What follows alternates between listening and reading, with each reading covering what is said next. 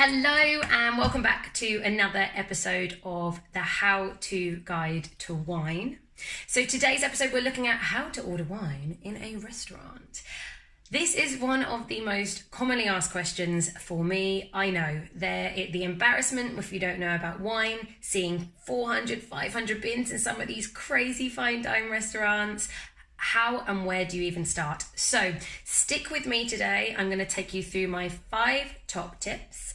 And for anyone who doesn't know, I've been in the hospitality industry for about 11 years, 7 of which were working in restaurants, and I was the head sommelier of Beast Restaurant. So I know what these questions are like, and I know what will be the most useful for you. If you stick around to the end, there's also a little bit of a bonus tip, learning about the buzzwords that you might see written in a wine list to help you. So, tip number 1, price point.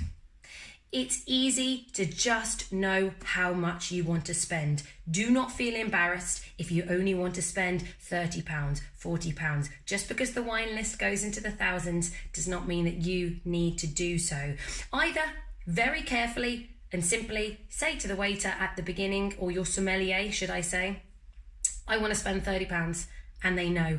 If you don't feel comfortable with that, the other option is always you take your list and just point out a wine that fits within that price point and say, how does that look? That's kind of code for, I'm going to be ordering around that price point. So get that one out of the way and you've just shrunk the list down from here down to about here. Simple. Tip number 2.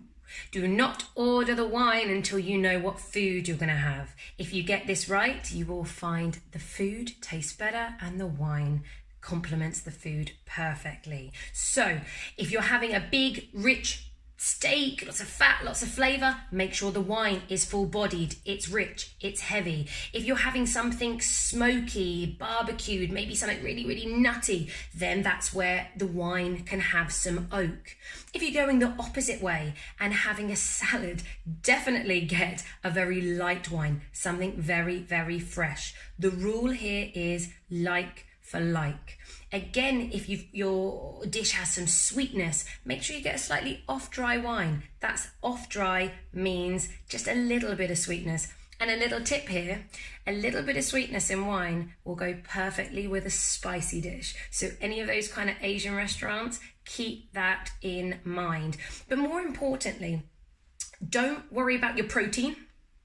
That's not so important. Worry about the additions, worry about the sauce. Once you add on sauces and extras to the dish, they become the main focal point. So try and think, whatever that is, I don't know, a lemon buttery sauce, then you want a wine that has a lemon flavour. So concentrate on your food first and then think about the main flavour in that food or the style and how that will translate into the wine.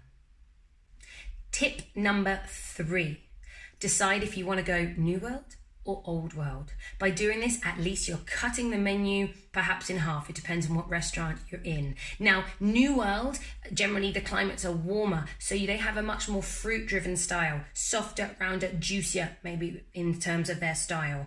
Old World has a little bit more savoury, maybe a little bit more earthy. So make that decision, fruitier or more savoury. That makes things easier. Number 2, New World, they will put the grape on the label. So you'll see that in the wine list. If you know some grapes that you like, you can look for that in the New World. Otherwise, what you're looking for in the Old World is regions, like your Barolo, which is Nebbiolo, or a Burgundy, which is Pinot Noir for red, or Chardonnay for white. So you need to know your regions for the Old World. So make it easy for yourself or focus on that region you already know. Decide what area you're going to go for.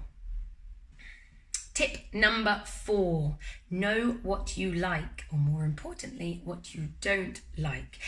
When you're drinking wine at home, ask yourself, if you like it, why? Why is this bottle better? Is it more powerful? Is it strong flavours? When you smell it, is it really aromatic? Is it very pretty? Is it a very light wine? Do you feel the wine is very refreshing? Is it quite spicy? Is it quite floral? Just ask yourself what it is you like about that wine. And if you don't like something, always remember that. So when you go into a restaurant, you can explain to the sommelier exactly the kind of style that you like.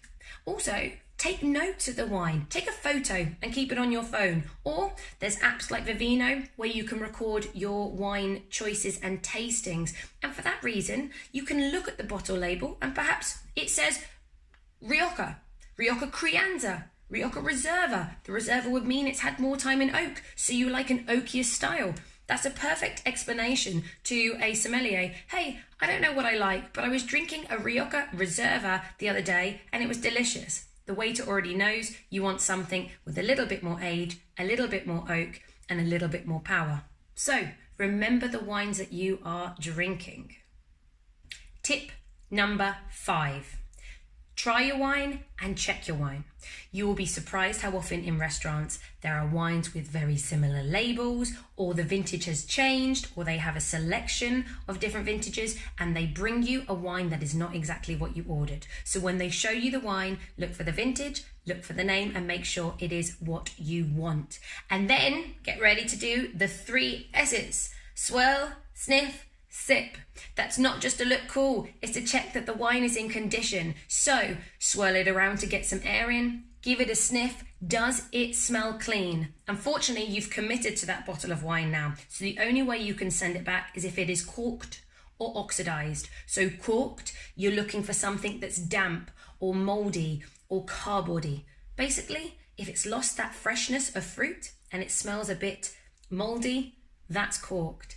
And if it's oxidized, it's going to smell like vinegar. It's going to smell like cider. It's going to smell sour.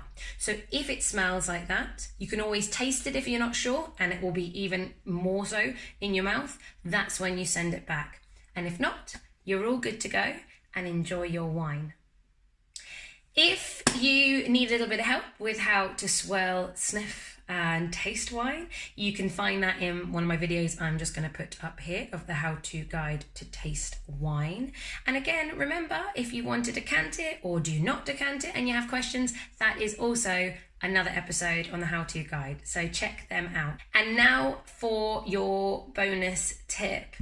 Be aware of the buzzwords. Buzzwords like natural wine, organic wine, biodynamic wine. These do not mean the wine is going to be better. These are certainly just a process of what they did when making the wine. Now, the healthiest wine is going to be natural wine. Natural wine is without preservatives and any additives and no sulfur. So you're getting the cleanest, freshest wine. However, only the best wines with the best quality juice can get all the way to your table and still taste delicious. So you can get some real funky options because it couldn't handle the time and journey. Organic is fantastic because there's absolutely no pesticides, so it is healthier for us. That doesn't mean it's a good wine though. You can have plenty of organic wines that taste rubbish. So if you can have a great wine that's organic, then we're winning. And biodynamic is basically them harvesting and picking the grapes dependent on the moon cycle, using the lunar calendar. And so there's a little bit more of a kind of bohemian style to the winemaking. Some people really think that actually makes the grapes better. Some people disagree.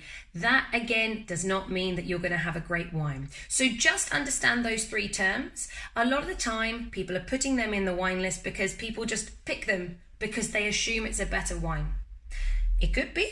It might not be. So just know what the 3 biodynamic, organic, and natural wine actually means, and then go through all the other tips I've gone through to help you pick the best wine for you. So happy drinking. I hope that helped. Join me again on the next episode. Like, share, subscribe, show me some love, please, and put some comments down below. Was that helpful? What do you want to learn next? What is the question? No question is too stupid, but keep on enjoying some wine. Cheers, guys.